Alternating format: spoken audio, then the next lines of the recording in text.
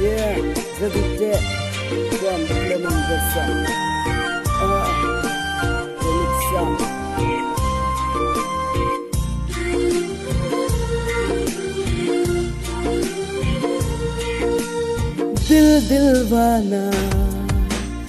दिल दिलवाना बिन सोचना के माने ना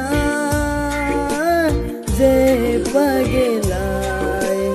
समझाने से समझे ना जे पगलाए समझाने से समझे ना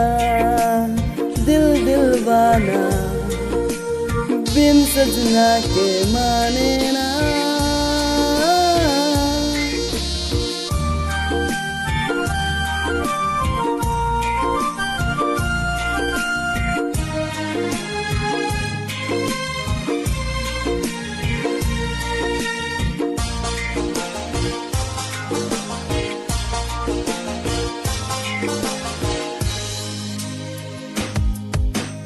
càng hôn nàng phang si sen về đôi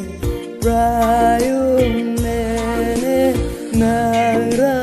thế nê sen về tên yêu nè nàng ra thế sen về đôi là gì nê sen về nàng phang là xin sinh với nàng phang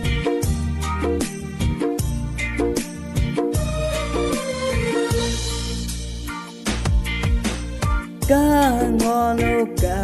ngon nasi lo gì mà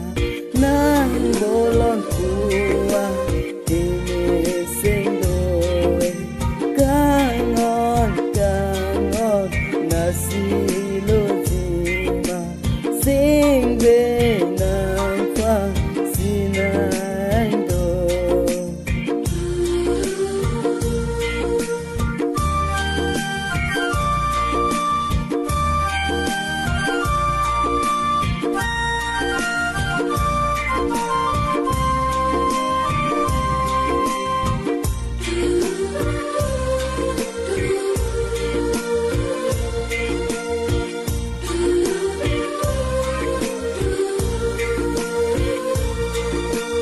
तुझसे नाराज नहीं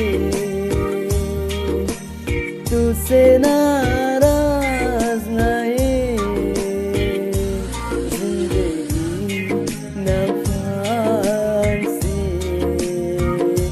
sinh về đâu cái kia nè wow nàng